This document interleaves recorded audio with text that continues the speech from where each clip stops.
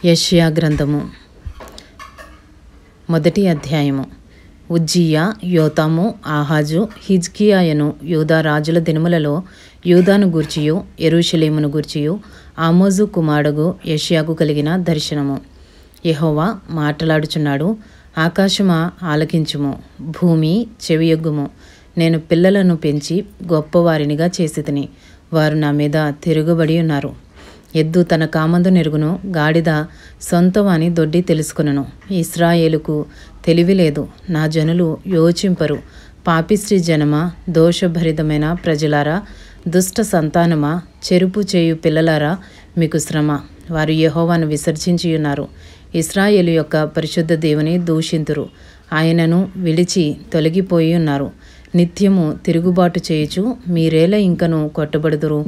ప్రతివాడు నడినెత్తిని వ్యాధి కలిగి ఉన్నాడు, ప్రతి వాని గుండె బలహీనమయ్యను. అరకాలు మొదలుకొని తల వరకు స్వస్థత కొంచెమైనను లేదు. ఎక్కడ చూచినను గాయములు, దెబ్బలు, పచ్చి పుండ్లు. అవి పిండబడలేదు, కట్టబడలేదు, తైలముతో మెత్తన చేయబడలేదు. మీ దేశము పాడైపోయెను, మీ పట్టణములు అగ్నిచేత కాలిపోయెను. మీ ఎదుటనే అన్యులు మీ భూమిని తినివేయుచున్నారు. అన్యులకు తటస్థించు నాశనము వలె అది పాడైపోయెను. ద్రాక్ష తోటలోని గుడిసెవలెను, దోసపాదులలోని పాకవలెను, ముట్టడి వేయబడిన పట్టణము వలెను సియోను కుమార్తె విడువబడి ఉన్నది. సైన్యములకు అధిపతియగు యెహోవా బహు కొద్దిపాటి శేషము మనకు నిలుపని ఎడల మనము సొదొమ వలె నుందుము, గొమర్రాతో సమానముగా ఉందుము. సొదొమ న్యాయాధిపతులారా, యెహోవా మాట ఆలకించుడి. గొమర్రా జనులారా, మన దేవుని ఉపదేశమునకు చెవియొగ్గుడి. యెహోవా సెలవిచ్చిన మాట ఇదే: విస్తారమైన మీ బలులు నాకేలా? దహన బలులగు పొట్టేలును, బాగుగా మేపిన దూడల క్రొవ్వును నాకు వెక్కసమాయెను.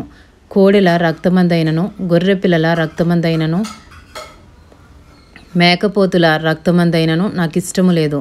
నా సన్నిధిని కనబడవలెనని మీరు వచ్చుచున్నారే, నా ఆవరణములను త్రొక్కుటకు మిమ్మును రమ్మన్నవాడెవడు?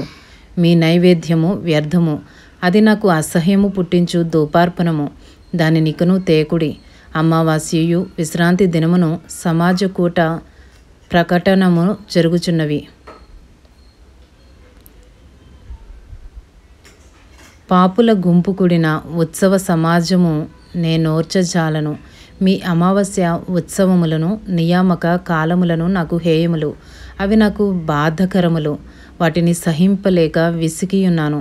మీరు మీ చేతులు చాపునప్పుడు మిమ్మను చూడక నా కన్నులు కప్పుకొందును. మీరు బహుగా ప్రార్థన చేసినను నేను వినను. మీ చేతులు రక్తముతో నిండియున్నవి. మిమ్మను కడుగుకొనుడి, శుద్ధి చేసుకునుడి. మీ దుష్క్రియలు నాకు కనబడకుండా వాటిని తొలగింపుడి. కీడు చేయుట మానుడి, మేలు చేయ నేర్చుకునుడి. న్యాయము జాగ్రత్తగా విచారించుడి. హింసించబడు వానిని విడిపించుడి. తండ్రి లేని వానికి న్యాయము తీర్చుడి. విధవరాలి పక్షముగా వాదించుడి. యెహోవా ఈ మాట సెలవిచ్చుచున్నాడు: రండి, మన వివాదము తీర్చుకుందాము.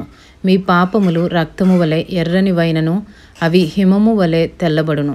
కెంపు వలె ఎర్రని వైనను, అవి గొర్రె బొచ్చు వలె తెల్లనివగును. మీరు సమ్మతించి నా మాట వినిన ఎడల మీరు భూమి యొక్క మంచి పదార్థములను అనుభవింతురు.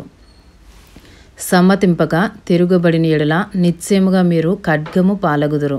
యెహోవా ఇలాగుననే సెలవిచ్చియున్నాడు: అయ్యో, నమ్మకమైన నగరము వేశ్య ఆయనే. అది న్యాయముతో నిండియుండెను, నీతి దానిలో నివసించెను. ఇప్పుడైతే నరహంతకులు దానిలో కాపురమున్నారు. నీ వెండి మస్టాయెను, నీ ద్రాక్షరసము నీళ్లతో కలిసి చెడిపోయెను. నీ అధికారులు ద్రోహులు, దొంగల సహవాసులు, వారందరూ లంచము కోరుదురు, బహుమానముల కొరకు కనిపెట్టుదురు.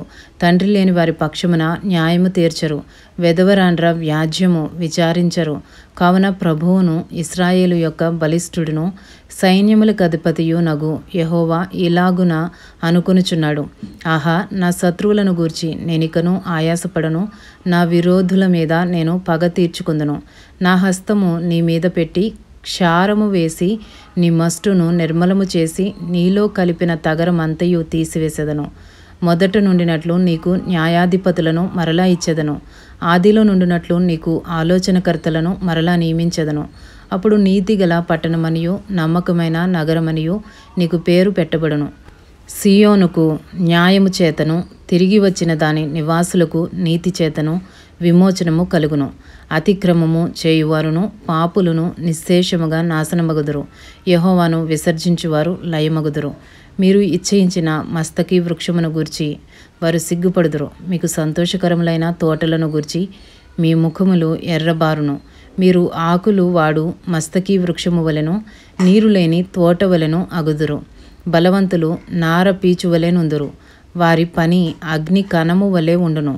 ఆర్పు వాడెవడునూ లేక వారును వారి పనియు బొత్తిగా కాలిపోవును. ఇంతటితో యెషయా గ్రంథములోని 1వ అధ్యాయము పూర్తి చేయబడినది.